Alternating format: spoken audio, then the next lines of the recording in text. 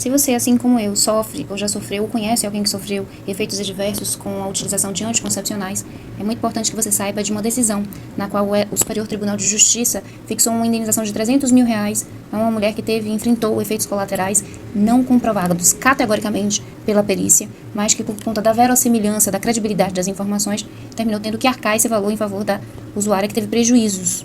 Entenda, vamos supor que Mariana, ela tinha 28 anos e decidiu participar como voluntária de um ensaio clínico de um novo anticoncepcional composto por 2 substâncias hormonais. Antes da inclusão no estudo, ela passou por diversos exames, entre eles uma anamnese médica detalhada, exames laboratoriais completos. À época, ela também fez exames cardiológicos e também uma avaliação dermatológica. Depois de utilizar essa medicação, vieram alguns efeitos adversos, porque todos esses exames atestaram que Mariana estava à época em perfeitas condições de saúde e sem nenhuma doença dermatológica, um histórico de reações adversas a medicamentos. E, bem, à época ela assinou um termo de consentimento livre e esclarecido, no qual foram explicados os possíveis riscos e benefícios do estudo, além dos seus direitos como uma participante. Aproximadamente 10 dias após tomar a segunda dose do medicamento, essa pessoa, hipoteticamente chamada de Mariana aqui, começou a apresentar lesões cutâneas severas, descamação da pele, vermelhidão generalizada e coceiras intensas. Ela foi então diagnosticada com pitiríase rubra pilar, PRP, uma doença rara e crônica de causa desconhecida. Diante disso, a usuária, hipoteticamente chamada de Mariana, ajuizou uma ação contra o Instituto e o laboratório, pleiteando, primeiro, o custo integral e vitalício do seu tratamento dermatológico, psicológico e psiquiátrico. Segundo, a compensação pelos danos morais e estéticos que ela sofreu.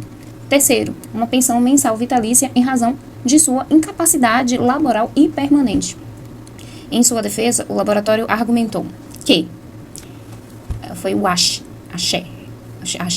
laboratório. Ele disse que, não havia nexo causal comprovado entre o contraceptivo testado e a doença que ela alegava ter desenvolvido. Segundo, que a pitiríase rubra pilar é uma doença de causa desconhecida, não relacionada estritamente ao uso de anticoncepcionais, por exemplo, ao medicamento testado. A perícia judicial durante o processo, foi realizada essa perícia médica por um especialista em dermatologia e o laudo pericial concluiu, primeiro, ele disse assim, que a pitiríase rubra pilar é uma dermatose rara, crônica e de etiologia desconhecida. Depois, o laudo pericial disse que até aquela data não havia como imputar, por exemplo, que o fármaco, o anticoncepcional testado na paciente foi o agente etiológico da patologia, o que foi o que ocasionou a patologia. No entanto, a patogênese da doença pode estar relacionada com reações idiosincráticas a fármacos. O juiz e o Tribunal de Justiça julgaram os pedidos procedentes. Inconformado, o laboratório interpôs então recurso especial, alegando, dentre os argumentos, que a inconclusividade do laudo pericial ele deveria levar à improcedência, ao não acolhimento dos pedidos, ou no mínimo a realização de uma perícia complementar. O que decidiu o Superior Tribunal de Justiça, o STJ decidiu manter a decisão com a condenação do laboratório. E essa é uma decisão muito importante para nós, porque muitas meninas elas me perguntam assim, mas se eu não tiver provas contundentes de que os efeitos adversos advieram da utilização daquele fármaco? É possível alegar a teoria da verossimilhança preponderante, só como fundamento jurídico. A teoria da verossimilhança preponderante, também conhecida como preponderância de provas ou probabilidade prevalente, é um importante instrumento para a solução de casos complexos, onde há dificuldade na produção de prova conclusiva e certeza absoluta sobre os fatos. Por exemplo, essa teoria que teve origem no direito comparado, principalmente no sistema do common law, onde é conhecida como preponderance of evidence ou more likely than not, lá foi desenvolvida como uma alternativa ao estandar probatório tradicional que exige uma certeza para a formação da convicção do juiz.